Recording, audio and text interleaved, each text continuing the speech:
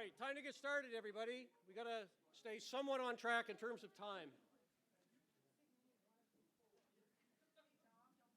We have a great event planned for the afternoon, and we have a turnout that has sort of exceeded our expectations. So thank you, everybody, for being here this afternoon. We also have a group that are going to be watching the presentation online. And for all of our online participants, thanks for being here as well. I'd like to welcome our guest speaker, James Mullinger. Where are you, James? Now, I've lost in all the commotion of at the back. I suspect he'll be at the front before too much longer. On behalf of Irving Oil, welcome to our event, and thank you very much for being here. Next week, we're going to get our whole company together, and we're going to share some of our successes of 2016 and the plans for this year and our plans for the future. We all work together in a wonderful part of the world. We're in a wonderful company, and with your help, we're being very successful. Every day, we are proving that Irving Oil can compete with some of the biggest and so-called best companies in the world. And we have that success because of the people in this room and the many other employees of Irving Oil. Each of you are the most important ingredient of our success. And I want to use these few minutes to encourage you to consider your current position at Irving Oil as the launching pad for where you want to be 5 years from now. The establishment of our eMERGe group is a key resource group for our people, specifically focused on diversity and the establishment of an even more inclusive workplace as one more step in our journey. At Irving Oil, we have a great company, and let's think about it. We are the best salespeople, the best ship operators. We run the biggest refinery in Canada, one of the most sophisticated. We have wonderful media people. We have the best legal team. We have finance people, treasury people. We have within Irving Oil the opportunity for some of the most diverse and productive careers anywhere in Atlantic Canada, if not the world. And we think of Irving Oil as being Irving Oil. We should think of ourselves also as being one of the largest construction companies in this part of the world. With what we do at the refinery, what we do on all of our capital projects, there is not another company that is a bigger construction company than us. There's not another company that is a bigger distribution company than us. We have shipping, we have rail, we have over the road. We think of ourselves as Irving Oil, but we're also one of the biggest companies in this part of the world in the distribution logistics business. And so when we think of Irving Oil, and we think about careers, and we think about the future, let's think about the whole spectrum of opportunities that we have in front of us. We are growing in a positive and responsible way, and the options and choices for extremely interesting and diverse careers in our company are almost limitless. So here's the challenge. The challenge to our leadership team is to engage with our teams with urgency. Our company is growing, and we urgently need to develop the next set of leaders in our company, because as we grow, we need people to come up underneath us and to fill in and actually help our organization grow. My request of each of you is to do your part in promoting your personal interests. Follow your passions. Have the courage to embrace a challenging career at Irving Oil so that you can have a diversity of experience and thinking that will allow you to reach your full potential. Provoke this. Let your team leader know. Let the HR department know. Let me know. Let Mr. Irving know. Let us know that you want to be challenged, you want to try something different, and think about where you want your career to take you. Our eMERGe group demonstrates that leadership in our company does not solely rest in an organization chart, and it doesn't solely rest with people with gray hair. Our eMERGe group are clearly leaders. Look at what we've done here today in our company, and each of you in this room is contributing to our success every day. Let me close this way. Each of us makes many choices every day of the week. Often those decisions and choices are all about the here and the now. Please take some time and think about yourself in the next little while. Think about where you want to be 5 years from now and what company and career you'd like to have within our company. Then think about what diversity of experience, what roles, what responsibilities you want in our organization as you progress your career toward a 5-year goal. Challenge yourself, challenge the people you work with, and let's move forward together. Please be active in taking steps each and every day that will allow you to achieve your personal goals. We are here to support you. thank you for being here this afternoon. And now I should actually, I've gone a bit road with my notes. I got notes from Kevin about what I was supposed to say. And I put them aside and did my own thing. Sometimes that's troubling to people. But anyway, I'll now turn it over to Kevin, and we can get back onto our strict agenda for today. So thank you very much, and thank you for being here.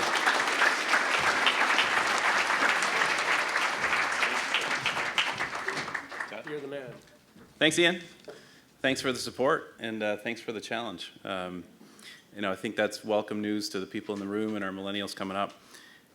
Thank everyone for being here today. The crowd was bigger than we expected. I was surveying the crowd downstairs, and I was thinking there must have been at least 10,000 people down there, to borrow an analogy from south of the border.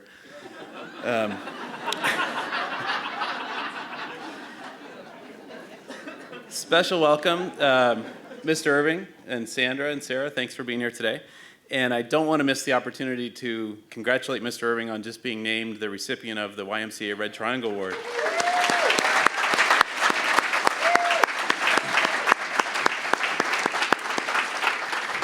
I think in Ian's comments on the video, if you've seen it online, Mr. Irving quietly contributes and gives to his community and has for many, many years. So it's great to see the recognition.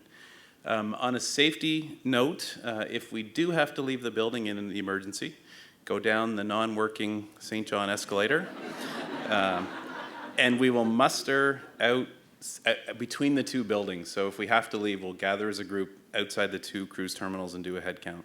Washrooms are just outside the door if you need them. We're going to be here for a couple hours, so feel free to get up and use the washrooms if you need to. So why are we here? A component of our overall diversity and inclusion strategy is really ensuring that we have a workplace where everyone can succeed. How can everyone rise to their true potential and be successful in their careers? Employee resource groups are a best practice that many companies use. We've had one for 10 years with the E3 Women's Forum. Many of the E3 Women's Forum are here today, and they were pioneers with our employee resource groups in Irving Oil. So I want to thank you all that are here and have supported this process.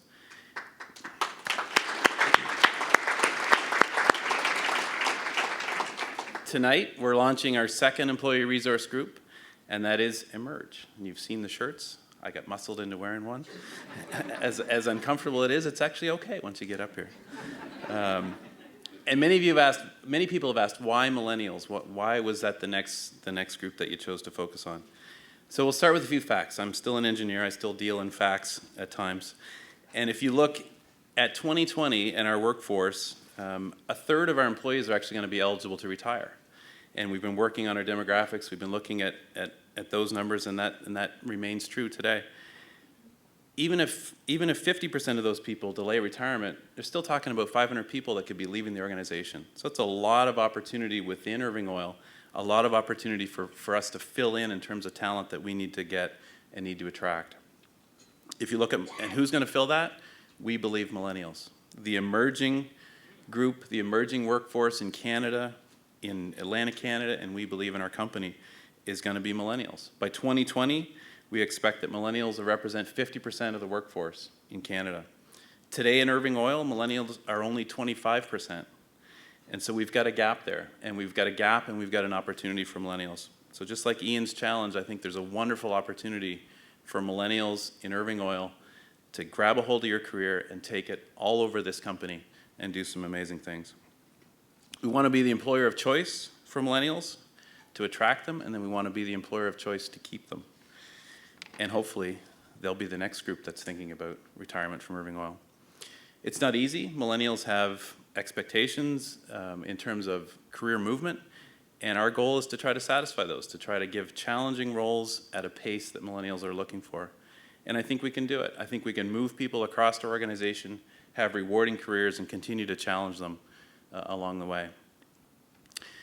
The other thing is that millennials are becoming the fastest growing consumer population and generation, and are going to have, we expect, the greatest lifetime value as a customer if we can attract and retain them.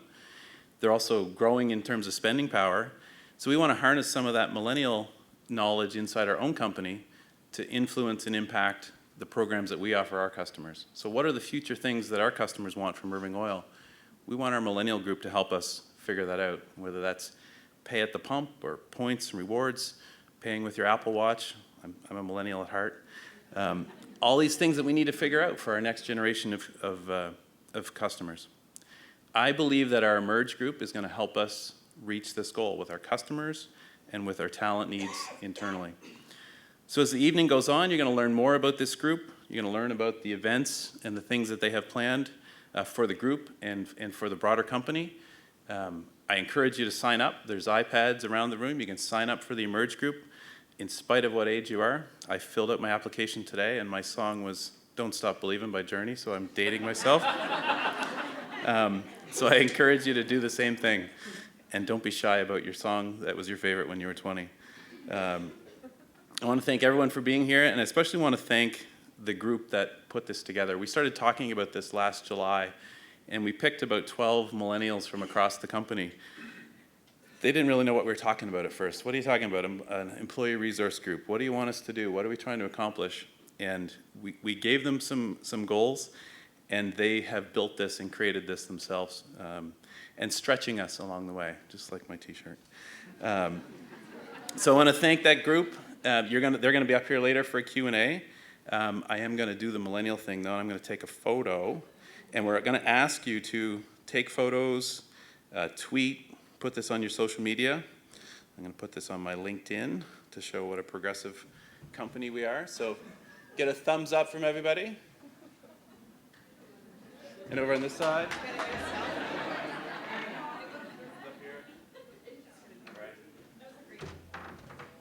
So I'm going to turn it over to Julie Chamberlain. Julie is one of our co-organizers, co-chairs of our eMERGE group.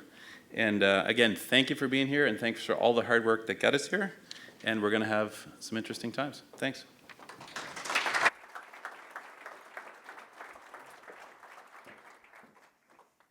Go rogue here and step away from the podium. So hi, everyone. So just over a year ago, I was sitting in a hotel lobby in New York City having breakfast with someone from Irving Oil. 2 months later, I moved from Brooklyn, New York to Bloomfield, New Brunswick. And the question I'm often asked is why? Well, there are many, many companies out there who know what they do. We make cars, we sell shampoo. Some might even know how they do it, by being innovative. But there are very, very few who know why they do what they do. In fact, only the great ones, and I had just met one. So I didn't come here for a job. I came here for the opportunity to contribute to something bigger beyond my role at the time. No one said we're looking for a marketer or a brand person. They said we're looking for people who want to show other people that they matter. And this is one great opportunity for all of us to do just that. So not long after I arrived here, I was approached and asked to join this meeting where we were going to talk about a millennial eMERGe. So after I Googled, what is an eMERGe? And then I Googled, am I really a millennial? And it depends on your definition. I say, okay. So I go, and a few things struck me. The first was that we weren't talking about starting an eMERGe. We were talking about starting the second eMERGe. So I'm thinking, cool. The second thing I noticed is that we have someone specifically dedicated to diversity and inclusion. I don't know where she is, but Tara Hamilberry. And I'm thinking, really cool. So then I'm thinking to myself, okay, it's not BS, sorry. It's real. I'm working for a company in St. John, New Brunswick, who is in many ways much more modern, much more committed to its people, to its brand, to its values than many, many fancy names in New York. Very, very cool. And so we were presented the context, and as a team, we started talking about, well, how could this eMERGe really benefit our corporate priorities? How could it benefit our potential members? And how could it benefit us as individuals starting this group? And we quickly realized in these first few meetings that while there are universal truths, fundamental ways that everyone feels valued and appreciated and recognized, there are also some important differences. We are who we are because of the environments we grew up in. Political, technological, societal, economic factors can shape generations. We don't think that it's weird that people who grew up in the Great Depression can be a little bit penny pinching. We're not always surprised when baby boomers might be a little cynical of leadership positions because they grew up during the Vietnam War and during the era of Nixon. and millennials? Should we really try to suppress their air of self-entitlement or mock them for their need of constant and real-time feedback? They grew up in one of the most child-centric times in history. Now, that doesn't mean that it excuses anyone. It just means that it requires empathy, and not just for millennials, but for everybody. Because if we want to attract the next generation of talent and customers, and the next one after that, it means we need to understand them. And even more than that, we have to decide how, when, and if we're going to respond to their changing needs, wants, and expectations. And that's what we're looking to do here. We know that millennials, in turn, have a job to do too. We're not here for a free ride. They also have to have a sense of awareness of adapting to other generations, and not just generations, but all forms of diversity and inclusion, so that together we can all thrive. Together we can all contribute to a very optimistic collective future of Irving Oil that we all uniquely contribute to in our way, so that together we can all feel that we matter and all show one another that we matter in ways that matter to us. And this is why eMERGE exists. That's why the 12 of us said yes that day. And that's why we're all going to be standing up here in front of you today, really, really hoping that you'll join us. And I wanted to tell you from personal experience that it's absolutely worth it. I went from feeling kind of voluntold at the beginning and a bit hesitant to feeling energized and completely committed both to Irving Oil and to the resource group. I mean, it's been an incredible journey to work with a group of talented individuals whose teeny tiny pictures you might see on the screen soon from across the company, who I might actually wouldn't have otherwise met. People from the refinery or from the school. I'm kind of isolated sometimes, at the Golden Ball. These are people who I'm excited to grow old with, who I'm excited to share life milestone moments with, who are helping me to have a sense of belonging both to the company and to the community where we live, and who I'm so, they push me because they push each other to develop themselves. I mean, not everybody's comfortable being on a stage here tonight, but they're gonna do it because they wanna make themselves better, and they wanna do great things for the company. They wanna add layers of purpose to their job, and there's nothing more energizing than that. It's completely contagious, and it will continue to grow as you contribute to it. So we really hope that when you leave here today, you're going to say yes, that you'll say yes to connection. Give the gift of friendship, of understanding, of giving people a sense of belonging, of mentorship, of helping them figure things out in this company.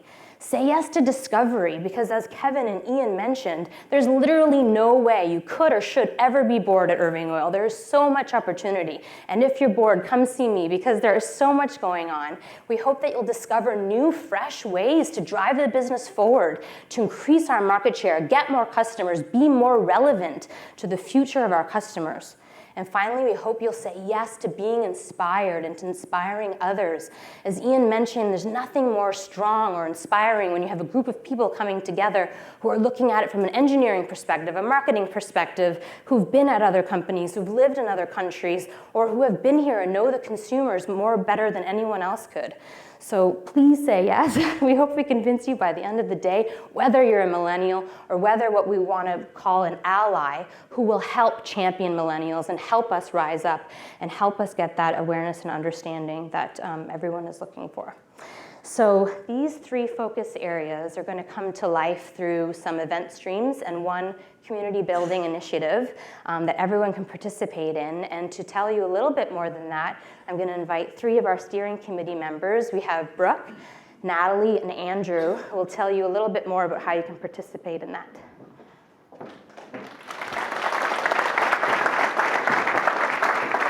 Ladies.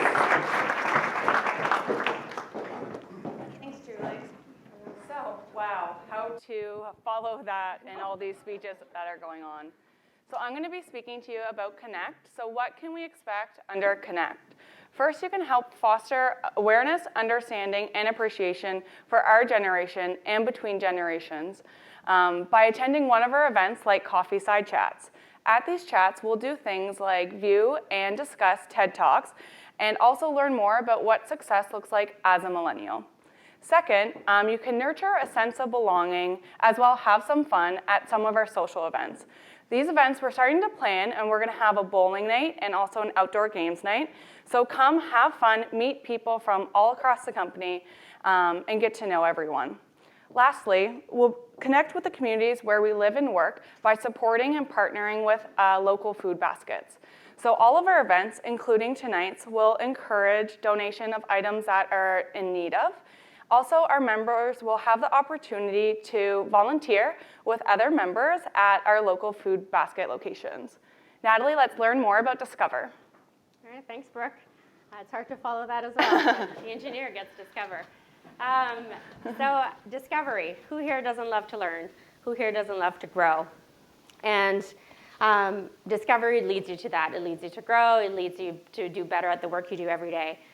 So Irving Oil specifically has a unique opportunity. There's no place that I've worked at that you can have so many businesses under one umbrella.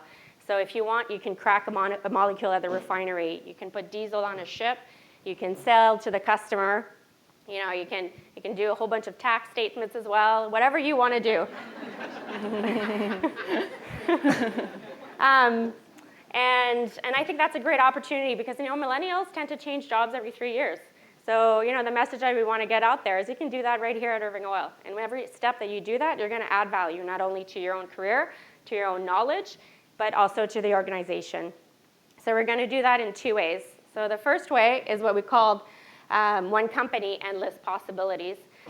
This will be a session, it's more like a career day almost, and we'll have leaders of the company from all the different areas, and you can come and learn about the different areas of the company, what they do, any opportunities in those departments, and really network and get to know each other. So you're doing 2 things there. You're increasing your network, you're meeting somebody you didn't know, and you get to learn a different area of the business. Now, the second thing we're going to do, and this is more externally, is it's really important, you know, to grow the business. To understand. It's really important to grow the business, to understand what the external factors are impacting our company and our environment. So we're going to do that. We've chosen a few subjects this year to focus around that. So cap and trade, climate change, you know, what is the industry doing? And we're going to have that through eMERGE talks. So there'll be these sessions, and we focus on 3 different speakers. One will be internal, so you get to learn from an internal person, an internal leader about, let's say, climate change, carbon tax. Second will be an external representative, you know, maybe from the government, to come and give their perspective. And then the third, we want to tie it into the customer. We'll invite a customer over to see how that impacts. So for example, you know, carbon tax, how will that impact the transportation industry, and get that perspective as well. So hopefully you'll come and get all inspired and then move on to the next sessions that Andrew will introduce. Thank you, Natalie. Our third pillar is to inspire. Perhaps no other trait better personifies this generation than the desire to be inspired and the desire to inspire others. And there are many ways we're going to look to harness this energy. The first is the hackathon. The hackathon is going to be a marquee event where we're going to gather talented individuals from all across the company to partake in strategic planning challenges that will tackle real issues that are very important to the long-term success of the company. The hackathon will be an exciting opportunity for participants to challenge their way of thinking, learn about strategic planning, gain insights across the organization, to work with new team members, and also the opportunity to provide a direct impact to the future of this company. You can also champion our brand by externally sharing our social media posts and by attending our university recruiting events. Or we also strongly encourage you to partner with us to help influence the strategy, policies, and culture of our future. If there's one thing we've learned through eMERGE, it's that anything's possible. This started just a few short months ago, a few people in a room with a big idea, and now it turned into this. With the right people, the right attitude, and a culture of inclusion, we've proven that anything is possible. And speaking of inspiration, we are very pleased to have with us here today James Mullinger. Back in his homeland of London, England, James was a writer and comedian who appeared on big screen movies and had his own show on Comedy Central, which saw him working with the likes of Tom Cruise, Cameron Diaz, Daniel Craig, Jerry Seinfeld, and Russell Peters. Then he moved here to New Brunswick for a better quality of life for him and his family, although last week's snowstorms probably weren't included in that math. Despite his concerns, the unexpected occurred, and his career took off in ways he would have never imagined.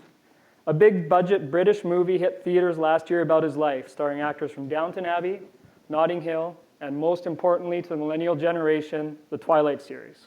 He has been nominated for the Just for Laughs Best Comedy Show Award and for a Canadian Comedy Award. And last April, he sold out our very own Harbour Station, beating the sales record for both Jerry Seinfeld and Guns N' Roses. All his dreams has come true here, and he believes that it all comes down to making a change, taking a chance, and loving his new city. And now he is here to tell you why. Please put your hands together for our guest speaker, James Maunders. Thank you. Thank you very much. Cheers. Thank you. Kind words. Thank you very much. Cheers. Hello, everyone. Are we well?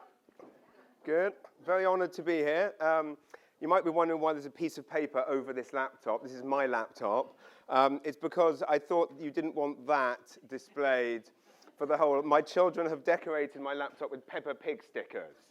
So I apologize you're going to have to look at this. I can put that there. Is anyone offended by Peppa Pig? Okay, perfect. That's good. It's very inspiring hearing all those amazing words. And like Julie, when I moved here, the first question everyone asked me was why.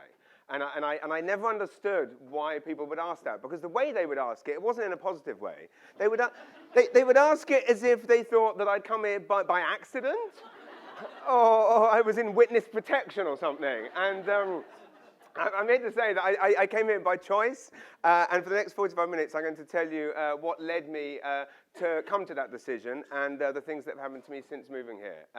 I did find it odd when people would ask that, because for me as an outsider coming in, all I saw was the beauty of the place. All I saw was I came in and said, well, there's a happening city, there's loads to do uptown, there's all this beautiful scenery everywhere, scenery that we all get to enjoy, that in England or America only a fraction of people get to enjoy. Amazing people, friendly people, a sense of community, you can always rely on people, there's always someone there for you. So I saw all of that, and so it confused me when people asked me why. I couldn't understand why. And it's true, and the weirdest thing that people said to me was they said that I wouldn't be able to make a living as a comedian here. This was the main thing I heard from people. When I came here to view houses and people said, what do you do for a living? And I said, comedian. They'd be like, oh, we don't want that here. Now, firstly, I mean, everyone can use a laugh, and St. John's can use a laugh, but I found it very odd when people would say to me, oh, we don't have a comedy scene there. And I thought, well, you wouldn't say to a plumber, there's no plumbers in that city, don't go there. If there's no plumbers there, then there's a lot of toilets need unblocking. So I see myself as the toilet unblocker. That's basically... That's what I've done. If it doesn't exist, let's create it. And I think that's what's so wonderful about the message that we've all heard this evening already, is that, you know, what you want from your roles. I mean, how many employers in the world are there that put on an event like this and say to you, tell us what you want? I've done every single job in the world, from night shifts in factories, I've cleaned toilets, I've done table service, I've worked in magazines, I've worked in stores, I've worked everywhere. In my entire life, not a single employer ever said to me, what do you want, James? And the fact that this event has been put on to say that to you, I think deserves a round of applause, and it's a wonderful and inspiring thing.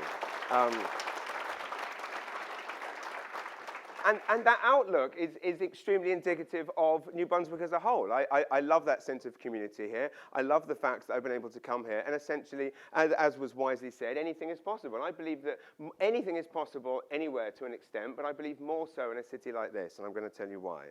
But to take you back, I want to talk a bit about my life in London, because on paper, it might seem like I had quite a fun life. And again, it certainly seemed that way. If you opened the newspapers and so forth and saw what I was getting up to, it certainly looked like I was living the dream.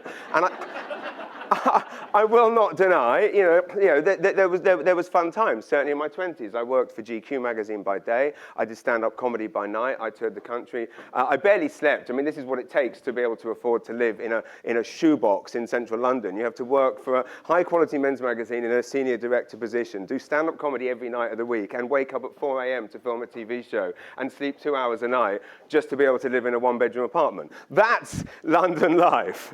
Give me St. John any day. Thank you very much. and again, on paper, it was certainly great. You know, and I would get to go to parties, I would get to meet actors that I admired.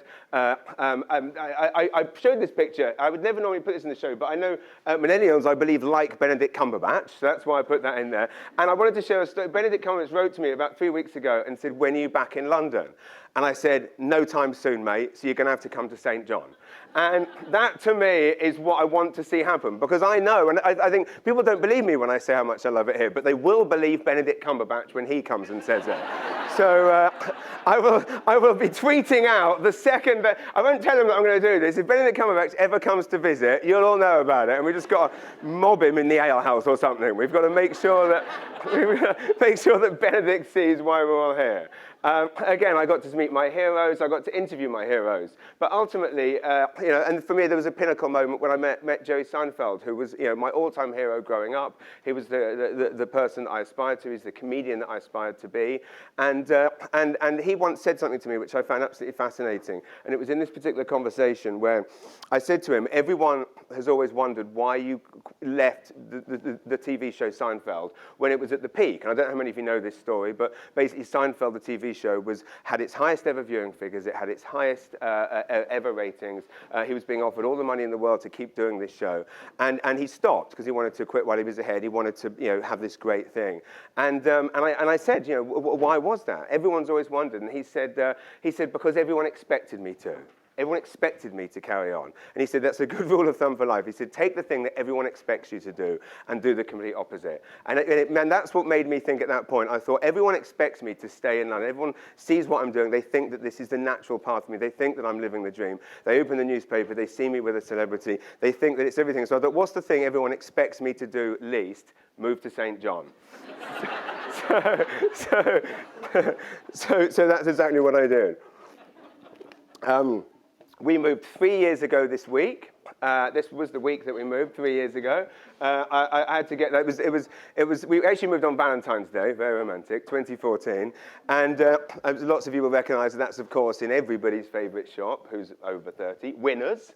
I mean, Winners. Everyone loves Winners. So that's my youngest son, River. And it was completely for that. It was for a better quality of life for them. My wife was pregnant with our second child. And this is the most important point, is that all of those things that I was doing, going out every night, you know, meeting my heroes and so forth, none of it mattered because I had a child at home, his older brother, who I never saw, never spent time with, was never with, and we had a second child on the way. And we went, this isn't going to change. This isn't going to get better. We're not going to be working less hours. We're going to be working more. My wife and I wouldn't see each other for weeks on end. She too she worked for a magazine. She was a magazine publisher, and she was gone for sometimes 3 weeks at a time. This was no way to live. So we wanted to do it for them. And people say, why St. John? I mean, look at the place that we live. Look at this beautiful city. I mean, I don't know why we don't see pictures like this in the tourist brochures. It's a real shame, because that is the city that I know and love. Similarly, I mean, look, who wouldn't want to live there? I mean, and this is the thing that boggles my mind. I have friends come and stay from England, and indeed from all over Canada. And initially, they come the first time. The first visit is to see us. The second time, we don't see them because they're driving around New Brunswick, embracing the province and doing all of the amazing things there are to do here. We actually had a British journalist who came here in 2014. He came here to visit us, so paid for his trip. The following summer, this is a guy who could have gone to any number of one and only resorts anywhere in the world free of charge, but chose instead to pay to come back here because he hadn't done everything yet. And that is the reason why. So when people ask me, why did I move here? Simple. And again, people often say to me, do you miss London? Do you miss England? I don't miss anything about England. I don't miss, I mean, obviously I miss family. That is the hardest thing, to be away from my parents. But do I miss the crowds of people? No. Do I miss, for example, I don't know how many people have taken the London Underground, the tube train. Yeah. In rush hour, you go down to the platform, you cannot move. You can't move for people, and then you hear the train coming. You think, oh, jolly good, the train's coming, and the train comes, and then that's full too. And you go, oh, great, so 2 people got on, and we move forward bit by bit. And you're on this platform for about 2 hours just waiting to get on a tube, and before you know it, you're squeezed in like this. Now, another thing to love about New Brunswick is you can go months in New Brunswick without making physical contact with another human being that you're not choosing to make physical contact with, right? In London, before you've even got to work, you've had your arm in someone's armpit, you're squeezing. I mean, you arrive at work completely disheveled, like you've been into a riot. And for what? And the worst thing is, this is a true thing, and some of you might have seen this, on the London Underground, when you finally get to the doors and you squeeze on, there's always, and you're in, this is acceptable, this is not, right? So there's always the person that tries to push in a bit too much at the end. Like, you're like, no, this is enough. The person gets on. A normal thing in London would be when the doors are about to shut, they go beep, beep, beep, beep, beep. A few of you, because no one speaks on the London buses. It's not like here where we're all chatting all the time, where you can't get from one end of the street to the other without talking to 30 people, right? The doors would be about to shut. This was a normal thing, and no one would think anything of this. People would push the person out just before the doors were about to close. This is the thing. I mean, A, I witnessed it. B, it happened to me. C, I'll be honest, I did it. It was a normal thing. I now live in a place where I can sit and wait half an hour for a ferry boat. I can get on said ferry boat, get halfway across the water, only for the ferry boat to start going back for a person who's late. And we're all sat there going, yeah, that's the sensible thing to do, absolutely right. We should go back and get them. I mean, that's why I live here, ladies and gents.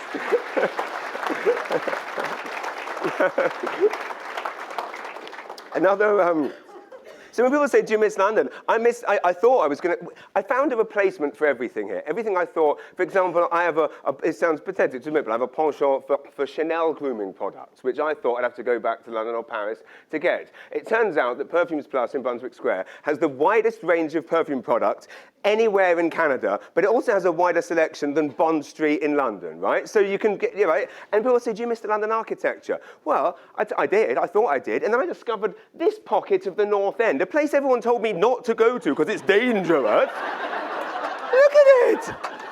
Look at this beautiful pocket. It looks like England, except there's no graffiti, there's no crowds.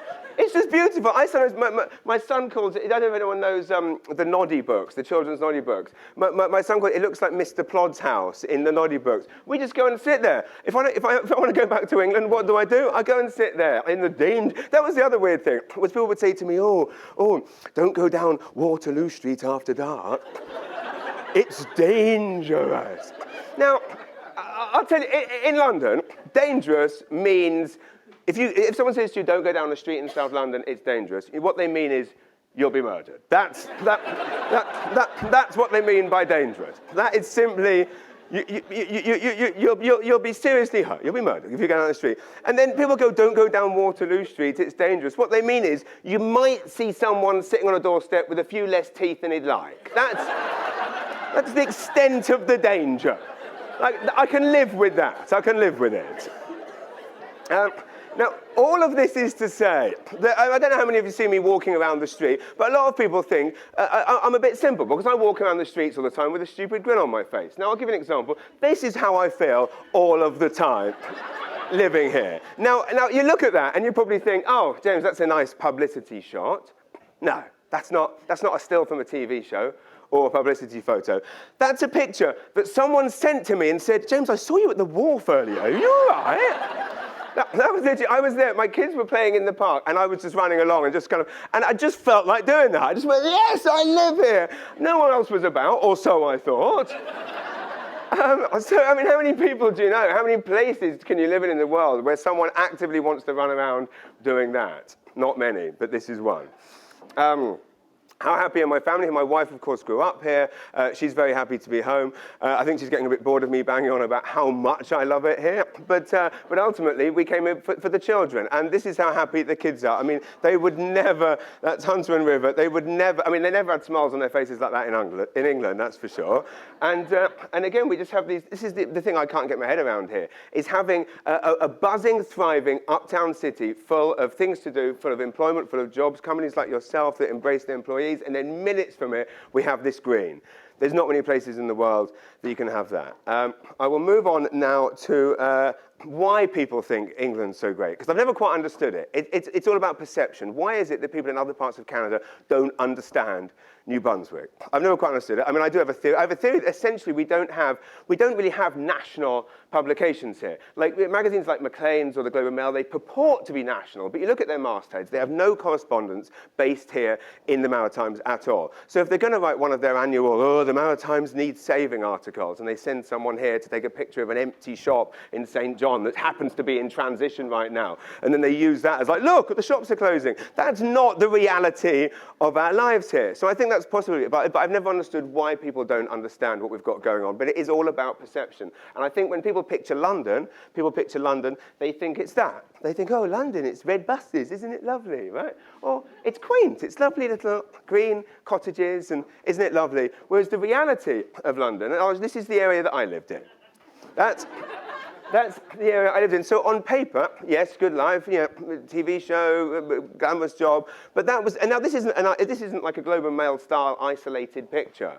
That's the whole area was like that, right? And yet, I mean, there's very few, if any, parts of St. John that look as bad as that. And that was the whole area that I lived in. And that was considered to be a glamorous place. I mean, the place that I had there, I mean, for example, I would say that a cupboard in one of those apartments would cost the same as a house here.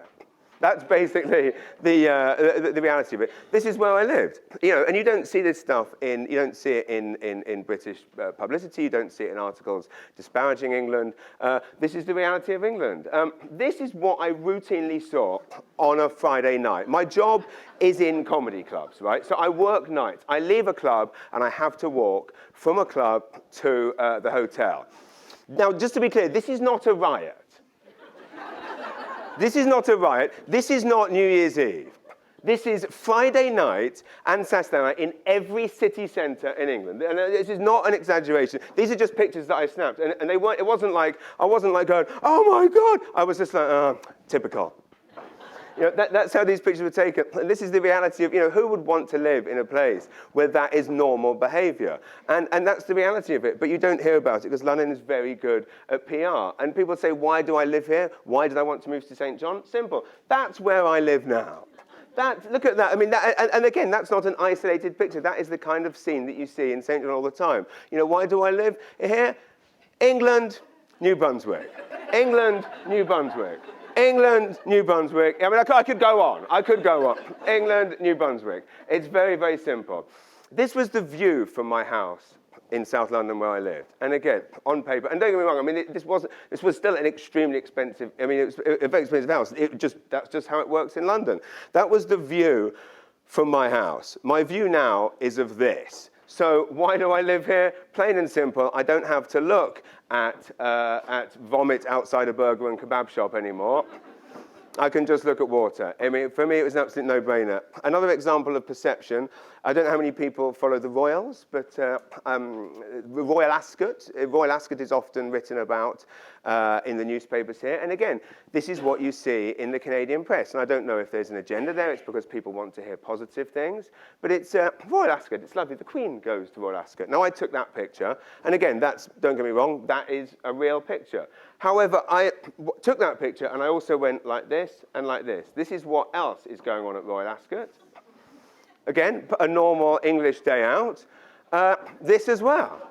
Now, again, these aren't isolated pictures. This is the reality of where I lived. And to me, it's all about perception, which kind of leads me to my upbringing. None of what I do now, which is obviously talking in front of people, whether it can be 100 or 5,000 or whatever it is, none of this was on the cards for me. I was a very, very shy child. I was also not very academic. This is a report that I got when I was at school. It simply says, I quickly suspected James's inconsistent and erratic work was explained by more than simply a cavalier attitude. He's now receiving specialist help with what has been described as a learning difficulty, which has still not been diagnosed, by the way, incidentally. So either it was an excuse to just to shut my parents up, because they're going, why is he failing everything? And they're going, special needs, that's it, blame it on that.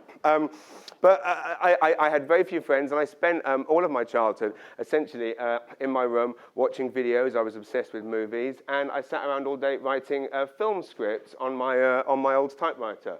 You notice the Ghostbusters book there, helping with inspiration. Ghostbusters is a film that came out in 1984 and was recently remade. Okay, just to bridge the gap between, just to bridge the gap here. The recent one is not the real Ghostbusters. Now, I tell you this because a lot of what we've been talking about here this afternoon has been about kind of how we can all learn from each other. And during my period at school, when I received that awful school report, I was failing everything. I just couldn't concentrate. I was being very badly bullied. I think that was a huge part of it. I wasn't sleeping well. And really, no one expected anything from me. I had an English teacher at the time called Mrs. Murphy, who it's basically got very, very sick and was very close to dying of lung cancer. And she decided that rather than pass us over at the crucial time before our exams to another teacher, she insisted that we go to her house and teach us from what is essentially her deathbed. And she basically threw the curriculum out the window and started teaching us about what was and what wasn't possible, and just asked us what we wanted to do. And again, I never dared to even speak to other kids in my class at the time, let alone open up to my parents. And I let her in on this secret that I've been secretly writing film scripts all of this time, and that one day I wanted to work in film and all of this stuff. And she told me many, many things that obviously we don't have time for today, but the crux of it was, and the crux of it boiled down to was, anything is possible. You can do anything you want. And that, needless to say, stuck with me. And she did die shortly after, but one of the things she said to us in the class of people was she said that everything that you've learned from me, I've learned more from you. And I love that cross-generational gap between people learning from each other who essentially have nothing in common outside of that environment other than a kind of love of what they do and a love of in this instance, it was creativity or whatever it is you do, that kind of merging of beliefs. And I honestly, I mean, what she said to me is something that I think of almost any time I'm about to do something nerve-wracking. I thought of it the first day when we shot that film 2 years ago about my early years in stand-up. I'm there and there's an 80-strong crew, and I'm just thinking back to this little boy that couldn't even speak to another kid in class, and suddenly I'm overseeing this movie about my life as a comedian, and thought of her saying that, and to me it just resonates so much every single day how much we can learn from each other and how much we can inspire each other. I will move on now to the way in which. I missed anything? Actually, one thing that I was thinking earlier, just when it was being talked, and I hadn't planned to talk about this, but I found it fascinating. I love hearing the way in which your company works and the way in which you all work with each other. How many people here know the TV show Breaking Bad? Yeah, I'm a big fan of Breaking Bad. Now, this doesn't get said often, but Irving Oil reminds me of Breaking Bad. This doesn't get said very often, right? But it will make perfect sense. How many people have read much about Vince Gilligan, the creator of Breaking Bad?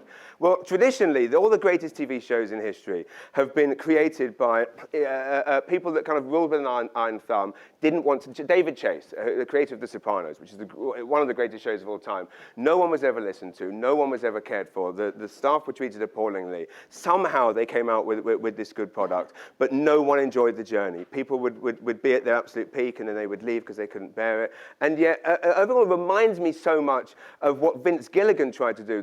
He was the first TV showrunner to go, I want to hear everybody's opinion. I want everybody to work together. And by all accounts, they produced 6 or 7 seasons of what is the greatest TV show in history. And there was never a raised voice. There was never everybody cared for each other. And it just made me think of that. And I just thought that is an environment where you've got this showrunner going to his people and saying, well, what do you think? What do you think? How can this, and he would go up to the internet and say, how can this script be improved? Should this character do this? And it made me think of that. And I know, again, and I couldn't resist using the analogy because I just thought, that's probably the first and last time you'll hear Breaking Bad and Irving Oil used together, but I just love that kind of, that synergy of cross-generational inspiration and people working together, and ultimately, your employers listening to you and going to the trouble of, booking world-class comedians for events like this. So, so that was off the point. People often ask me, do I get nervous before big shows? And a fascinating part of learning the process of stand-up. In fact, oddly, I decided to take up stand-up, actually, weirdly enough, here in St. John, 10 years before I moved here. It was New Year's Eve, 2004. And I was visiting my then girlfriend's parents here, and we were having a wonderful time on the Kingston Peninsula, and we came uptown to go to the dinner theatre on Water Street, just down the road. And so we're in this, and I was at the time suffering something of a quarter-life crisis. I was definitely very depressed. I wasn't enjoying the job I was in. It was pre-children, so I didn't even have that to kind of inspire me in any way. And I was extremely unhappy, and this was my happy place. Every year I would come here, and I'm amazed it took me so long to realize that I needed to move here, frankly. And we went out to dinner theatre, and we sat there, and it was this packed performance. And the first half of the show I really enjoyed, and I'm clapping and I'm singing along and laughing and just thinking this is amazing. And in the intermission, I started to feel this kind of festering jealousy, because I'd had this dream all along that I wanted to be a comedian, but of course as a kid was fascinated with comedy, but never thought that I could do it, because I couldn't even speak to a kid in my class, let alone a room full of people. And I sat and watched these performers, and I thought, wow, this is amazing. Like, whatever they're doing during the day, at night, they're the stars of the stage. I'm sat here miserable and depressed because I'm not doing the thing I love, and I'm not even trying. I'm like the lottery winner that complains that they never win the lottery but refuses to buy a ticket. And you've got to be in it to win it. And I sat there and watched these performances, and I thought, it doesn't matter what their lives are outside of this. They're up on stage, the stars of the stage, because it doesn't matter what context it is. It doesn't matter if it's Madison Square Garden or Harbour Station or the Imperial Theatre or O'Leary's Pub. It doesn't matter. If you're doing the thing that you love, that's what matters. And I went downstairs and I looked in the mirror and swore to myself that would be the year that I would try stand-up. And it still took me 5 months, and I did it. And I did my first gig in May 2005. It went fine, and the next 10 went awful, and I got booed off stage every night. And then I perpetually went through this for the following 5 years when I was trying to get good. Shortly before moving here, I had one of the biggest shows in my life, which was at a place called the Hammersmith Apollo in London, which seats about 4,000 people. And it was kind of a farewell gig. It was kind of my, I'm off, see ya show. And I was standing behind that curtain. It was by quite a long way the biggest gig of my, the most I'd done prior to that was about 1,500 people. And this was 4,000. And I remember being behind the curtain, about to walk out, and Mrs. Murphy's words, "Anything is possible," were in my head. I received a text message from a friend, which sounds very self-helpy, but it still resonates with me. He just texted the words, "This is what you do." And that's, I think, a great thing that people we can tell ourselves. Anytime we're feeling nervous in a situation, this is what we do. We wouldn't be in that meeting or that pitch or that situation if someone else didn't believe in us to be in that situation. So anytime you find yourself in a situation where you're feeling nervous about something, or you've been asked to apply for a job and you're in a job interview for that job, you've been asked to go there. This is what you do. And the only thing that can mess that up is being nervous. And that's what I said to myself behind that curtain. I thought, if I go out tonight and look nervous, it definitely won't go well. You could have Louis C.K. and Jerry Seinfeld write your material, but if you look nervous, no one's going to enjoy it. And I know this material works. I know this is what I do. If I walk out there and just do it properly, if no one laughs, the worst anyone can say is, oh, the jokes didn't land tonight. That didn't quite work. But if you go out and look nervous, it's definitely not going well, and everyone's always going to say that. And I just always think that can apply to any situation. Again, definitely in almost any work environment, but also about asking someone to marry you. If you ask in a manner that makes it look like you don't believe it's going to happen, they're not going to go for it. There is a huge part of. But of course, everything works both ways. I mean, there's a fine line between confidence and arrogance, and I discovered this to my era. One of my first weekends playing a comedy club, like a paid weekend gig, where I go and you go and perform 20 minutes on the Friday, 20 minutes on the Saturday. I arrive at this comedy club in the Midlands in England on a Friday night. I walk in, and all the other comedians in the dressing room are full-time comedians. I've been doing a day job all week. So they've just basically rolled out of bed since the previous weekend. I've arrived after doing a high-pressure job for 10 hours a day for the previous 5 days, and I've got a newborn at home. So I arrived with this kind of sense of exhaustion and nervous energy and everything else, and also fear, because it meant so much to me. And that's the thing, and that's where nerves come from. They come from actually caring, which is why they are important. It's important that they're there. It's learning how to manage them. So I was waiting to go on stage, and the MC introduced my name, and it was 400 people in this packed club, one of the nicest clubs in the country. And I walked out kind of nervous, but ready to do well. And I went out and had one of the best gigs of my life. I got about halfway through my planned 20 minutes, and I realized I was on 22 minutes. The laughter had carried over that much that I was kind of, and I'm like, well, must get off stage. You can't overrun.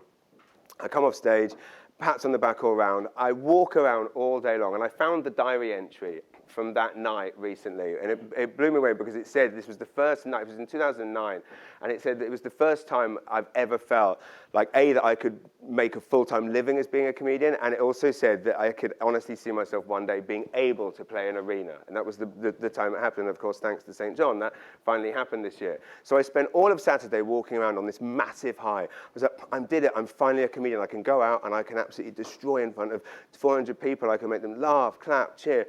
And I arrived at the club on the Saturday night, same club, same lineup, same introduction, same everything. Walked out on stage, had one of the worst gigs of my life. And of course, I spent a lot of time thinking about this, and I know exactly what it was. It was all about my demeanor and the body language I give off. And again, this is another secret of stand-up that I think applies to almost any situation in life. Like we were saying, pitches, meetings, interviews, asking someone to marry you. Any single situation. On the Friday night, I think I walked out with the right combination of vulnerability and confidence. Like I went out, I knew what I had to do, I was slightly nervous, I didn't look full nervous, but they believed in me. And again, it wasn't a conscious decision on behalf of the audience on the Friday night to go, we love that guy, let's laugh at everything he says. That wasn't conscious, it was subconscious. On the Saturday night, it wasn't conscious that they all went, hate this guy. But that's what they did, and it wasn't a conscious, they didn't actively think that. But there was, I think I probably walked out on the Saturday night with this kind of like, I own this place, putting the mic out, arrogance like this. And that was enough.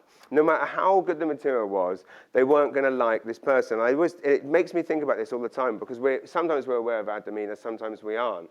But it can change everything in a pitch, it can change everything in a meeting, and it's a secret of stand-up that I wanted to share. Moving on, what's happened since moving here? Obviously, as I mentioned, my life's improved immeasurably.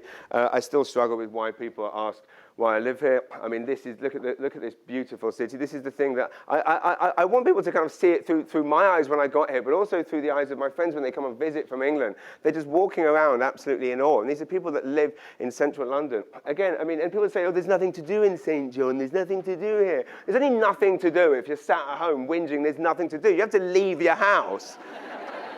You have to leave your house. I mean, look at that. And that's not an isolated incident. I mean, this stuff is happening all the time. Again, this is a place to live. It's a place to celebrate. It's the most beautiful place in the world. You look around, we have industry, but we also have beauty. A perfect example, we have houses that look like this, which, again, no one would expect for us to have here.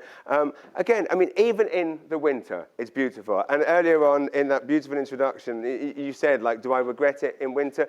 I don't. Whenever people come up to me in the street, and I get it a lot, like people, some of the kind of negative people in St. John, like if they see me like shoveling my stupidly steep drive, I bought a house with a driveway like this. I viewed the house in summer, and the realtor's like, it's been on the market for 5 years. I thought, I wonder why. Now I know, right? And an Englishman is trying to shovel it with a window scraper. And people really, some people, in a joking, fun, New Brunswick way, like to kick me when I'm down. Like I was traveling the other week, and I landed on my backside and shot down the drive on the ice, right? And landed at the bottom, and my neighbour was walking his dog, and he just walked along, and he went, still loving St. John, are you? People love doing that to me. And I say, well, yes, because look what it looks like. I mean, you know, every single season has something to offer. And I'll tell you how much, you know, we embrace the weather here. My son dances in the snow. I mean, look at those moves. John Travolta would be proud of that, but John Travolta couldn't dance like that in snow. John Travolta was a guy who was in a film called Saturday Night Fever.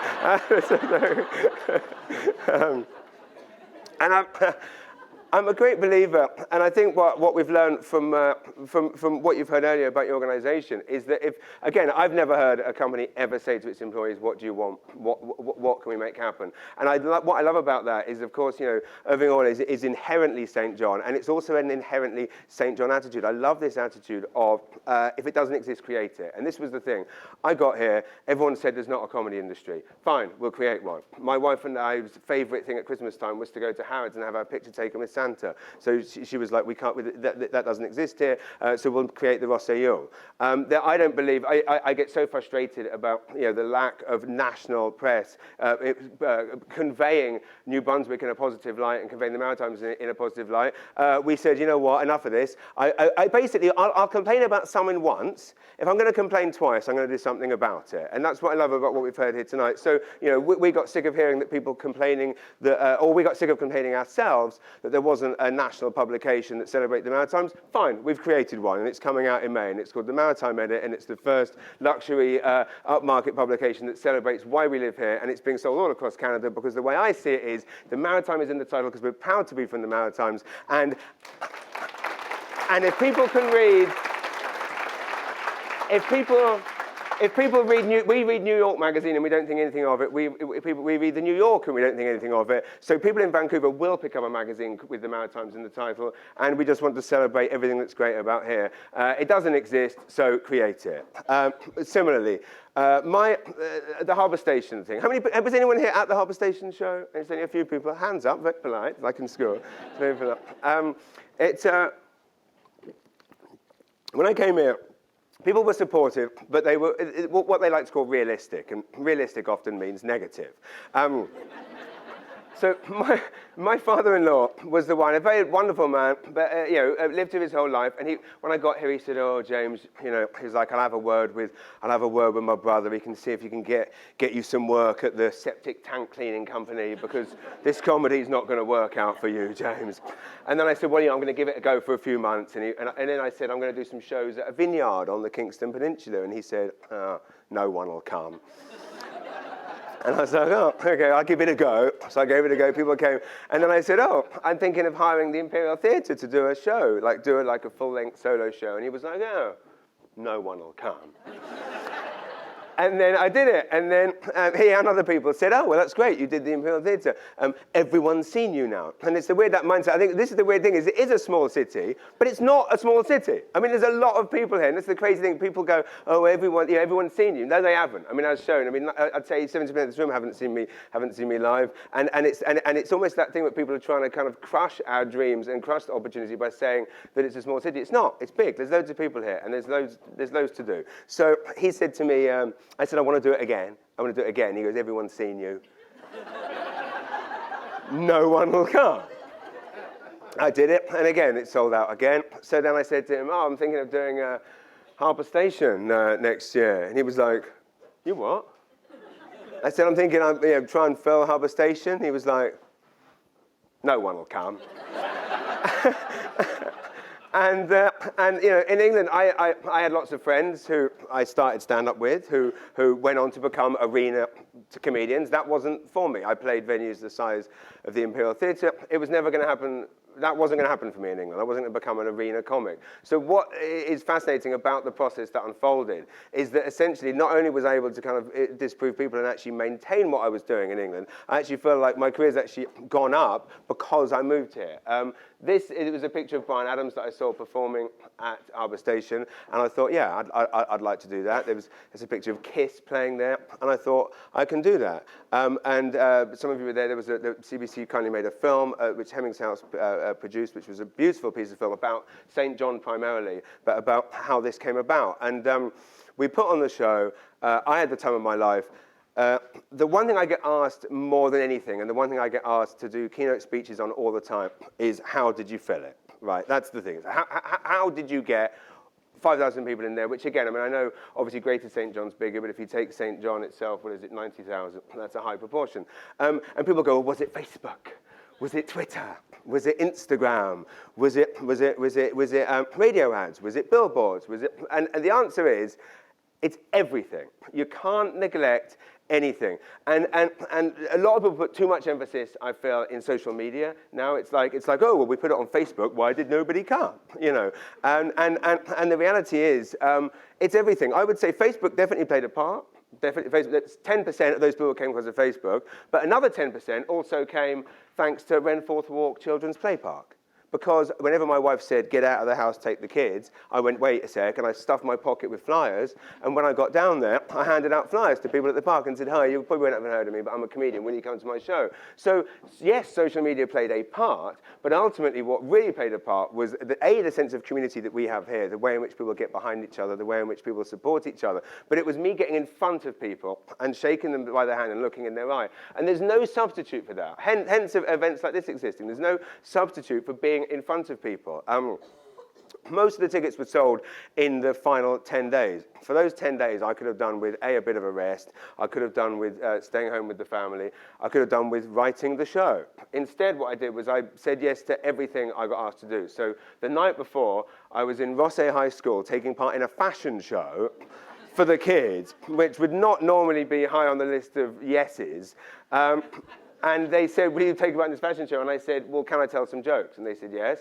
So I went up and was wearing something absolutely ridiculous, came up, and the MC said, how many people have seen James before? And about 5 of 300 had.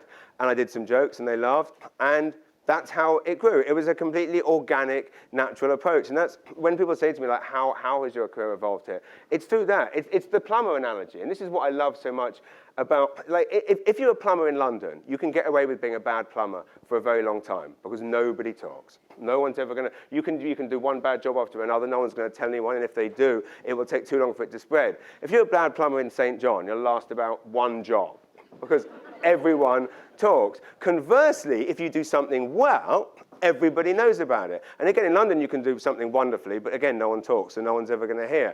The great thing about being in a place like this, and again, in an organization like yours, is someone does something great, everybody hears about it. It's this natural knock-on effect. So how did I do this? It was simply word of mouth. I went out and did shows to show people what I do, and enough people liked it. Of course, not everyone does. Loads of people hate me. I mean, do not search for your own name on Facebook, ladies and gentlemen. I wish he'd go back to England, blah, blah, blah. He doesn't even live in St. John. He lives in Rossay. How can you say you love St. John? You're not allowed to say you like a place if you're not literally living in the middle of it. I mean, all these ridiculous, the amount of abuse that I get. So don't do that anymore. Well, my wife does it now and then tells me. She's like, oh, have you seen what everyone's saying about you now, James? Well, you know what? And ultimately, that's the thing. You can't please everyone all the time. So, but as long as you're pleasing more people than you're not, then you're doing something right. We did fill it. It was without question the greatest feeling I've ever known. And it was all down to the sense of community that exists here and people getting behind it and people supporting it. And that's how the whole city is. It's how the whole province is, from what I can tell. And it's certainly how your organization works. And for that reason, that's why I'm extremely proud to have been invited here today. And I thank you all very, very much indeed for listening to me. And next time you see me walking around either with that stupid grin on my face or you see me going around like this, you'll know why. Because the reason I did it that particular day was I just received a letter in the post, which is my permanent residency card, which means I can stay in St. John forever. So thank you very much. I've been James Manager. Good night. Cheers. Thank you. Thank you very much. Cheers. Thank you. Thank you. Let me just stay up. Okay. Nice. Encore! Encore! No. You're supposed to stand before the encore comes. Thank you for having me. Cheers. Happy days. Can everybody hear me? Great, thank you. A couple of things, James, just stay up here for a moment. I will. I don't know about you. I don't know about you guys, but I found that to be truly inspirational and to help us set the stage today. But one of the things that stood out for me most was, of course, anything is possible. But also, if it doesn't exist, then create it. So be the change that you want to see happen. So create it. Don't wait for somebody. I think we heard that today from Ian and Kevin, so it was really, really great. Thank you for that. You're helping to shape the future of Irving Oil, Wow, so we thank you very much. Very nice thing to say. Yeah. Thank you. Before you go, we did get you a little gift to thank you. Wow, Yeah. love a gift. An Englishman loves a freebie. So for those of you that might follow James, maybe on Instagram or Twitter, wherever, you will see that he is a frequent flyer of our big stops. Just a minute.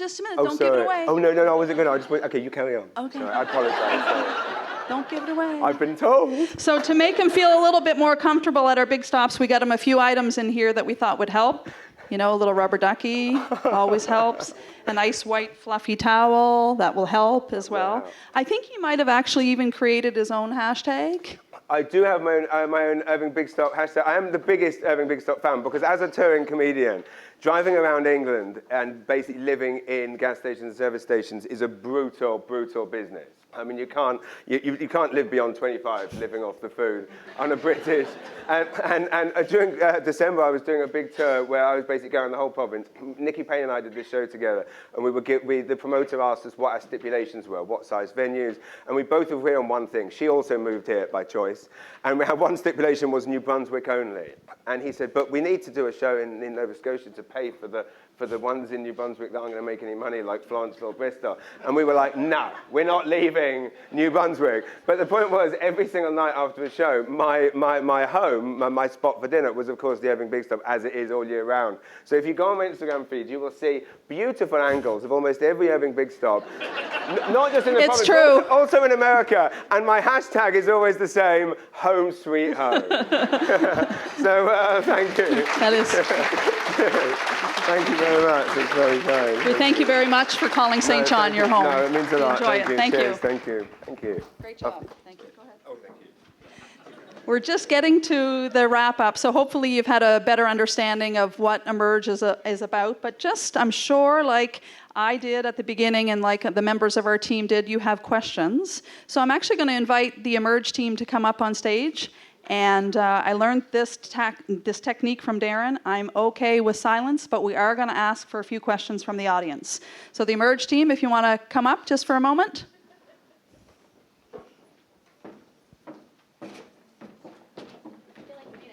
Yeah, I know.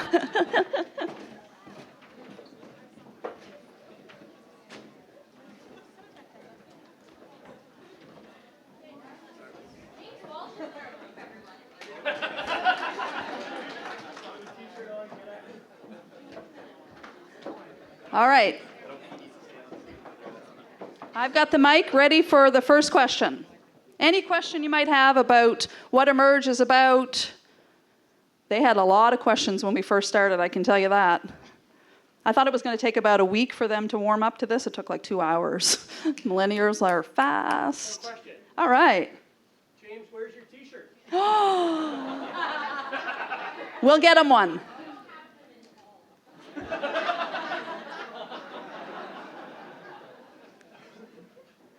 A question over here. Thank you, Vicki. So I feel very energetic, so thank you all for doing this. But if you think, I really like the idea of if it's not there to create it. So what's been the best part about creating what you've done, and what's been the toughest?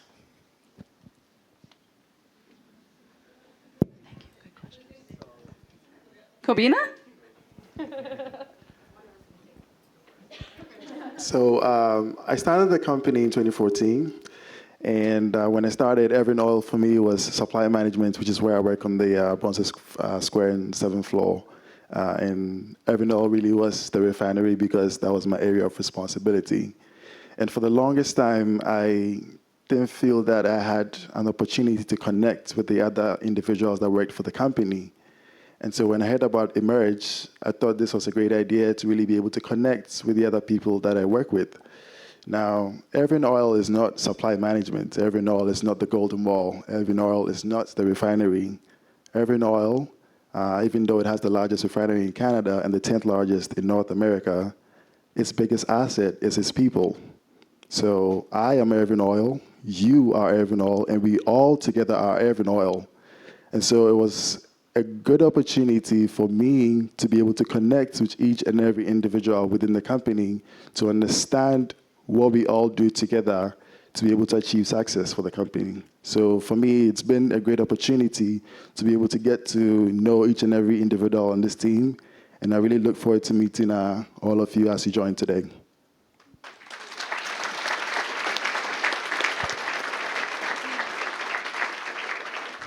There was a second part to the question, was the challenge. How do you deal with it? Yeah. Anybody want to try that one?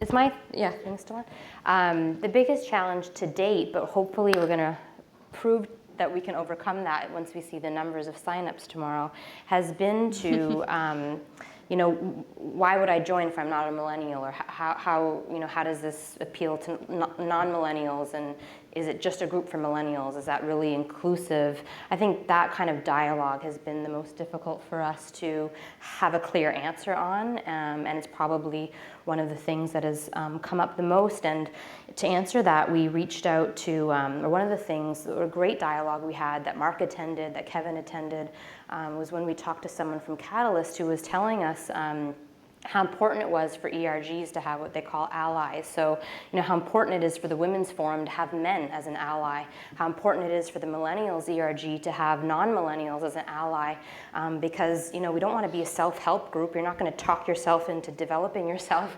We want to be a group about helping one another. And so the more allies we can have, well, the stronger we all will be. I mean, there's no point in us just looking at each other, talking to each other about, and complaining about this or that. I mean, the point is really to have a dialogue and support one another. So hopefully, you know, that anything we can do, and if you have more questions about that, to talk about how all generations can help and should be a part of the group, then that would really be success for us.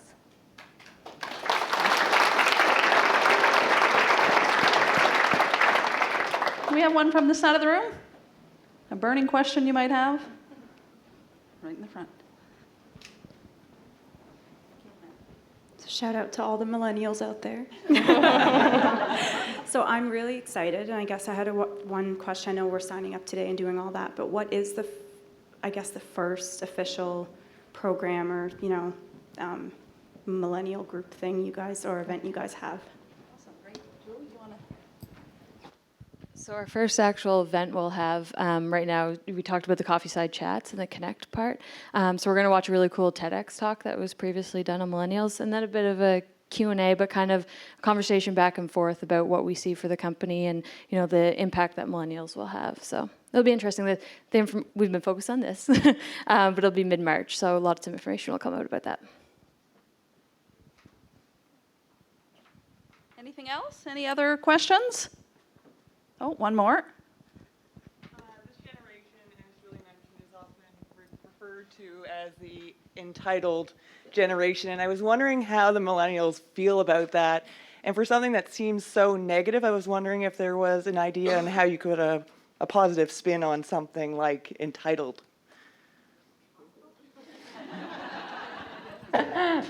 Anyone? I can talk really loud. I think how to put a positive spin on it was millennials, like Julie mentioned, we're the generation that our parents told us, you really can do anything. You can be the president. You can do anything you want. So just having that mindset, we grew up that way. We may be entitled. I won't say that, but it's because that's how we think of ourselves, and we have confidence that we can actually achieve what we want. So that will be great for the company to just have us hard worker and really believe in ourselves.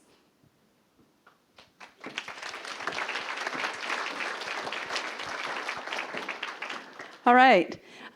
Just in closing, you see this array of people here in front of us. They're a cross-section of everybody in our organization, and events like this don't happen with just one or two. When you put a group of people together back in June, we thought of this concept. We pitched it to, you know, a few people, and then within, you know, several weeks, it took off. People were inspired, and it was excellent. So the great round of applause for this team here for the work that they've done so far.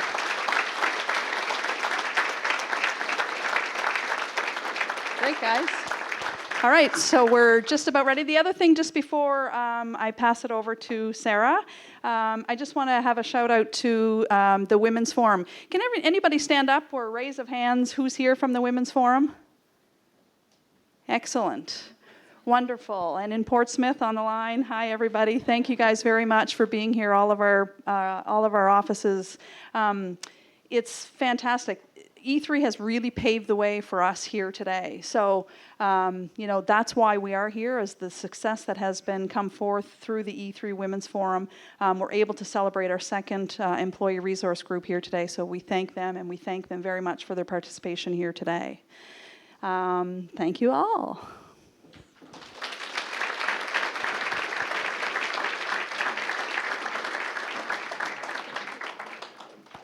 So just in closing, I'll hand the mic over to Sarah.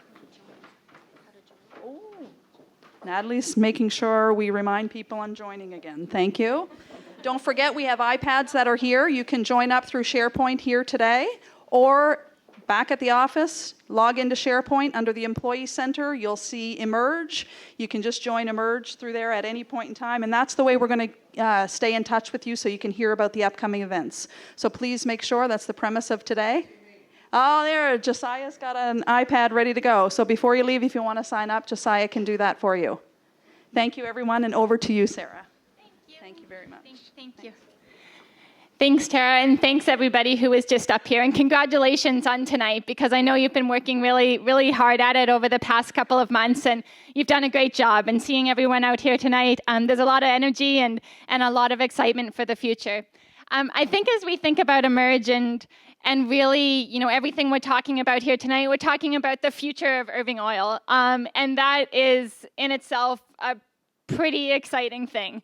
If you think about the history of the company and from where we've come from and where we're at now and the future we have ahead of us, it's really exciting. When my grandfather started, Dad and I were talking before we came here, and we said, when my grandfather, Dad's dad, started the company, he was 24 years old. And Dad, grew up in the company and started working full-time in his 20s too. And I think, as we talk about the millennial generation, or we talk about the new generation that has joined Irving Oil, you bring a lot of energy, and you bring your own stories as part of Irving Oil, and we're just so happy that you've chosen to join the company. We're so happy that you're here today, because on day one of, when you joined the company, that was a big decision in your life, and you walked in the door and you probably weren't really sure about what the company was all about, or what the story, the culture. But you've grown into the company, and we're so happy that you chose to make that decision, because I think everything we're talking about here today, a job can be a job, and you go home at the end of the day and you kind of forget about it and you move on. But what we hope is that by joining Irving Oil, you're joining a family, and you're joining something that becomes more than just a job, but becomes a career, a life. And here in St. John, thank you, James, for all of your good words today, and inspirational words about St. John and about New Brunswick and about the Maritimes. And we have people on the phone in New Hampshire and in Ireland and everywhere where we are today. We are just all part of something that's much bigger than a job that you come to every day. We're part of a family, and we're part of the Irving Oil story. And if we think about kind of the story of Irving Oil dating from 1924 to today, and we think about this time in history, everyone in this room is part of the Irving Oil story, and we all have such an opportunity to contribute to the success of the company, and really to create its future.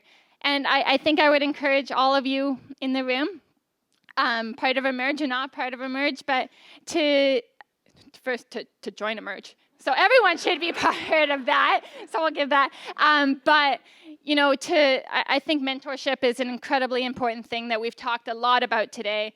And I'm very grateful for having, grown up in the company, and important mentorship of my mom and dad who are here, and many people in the room who I've known since I was a little girl, who've helped me in many ways. And I'm very grateful for everything that they've taught me and teach me every day, because I think we can all say that every day we learn something new, no matter if we've been with the company a year, 10 years, 50 years, a long time. And so I think it's a continual learning opportunity. And like Ian said, there's just so many opportunities for you to grow and to learn, and to continue to be part of the Irving Oil family. And so thank you very much for being here today.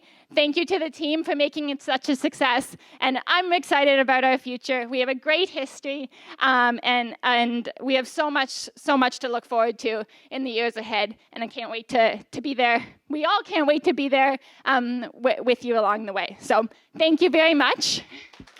And before we end, I've been told that we're going to do a photo. So I'm not sure how that's working, but I know that please don't leave yet because we'd like to do a photo of the whole group. But thanks again.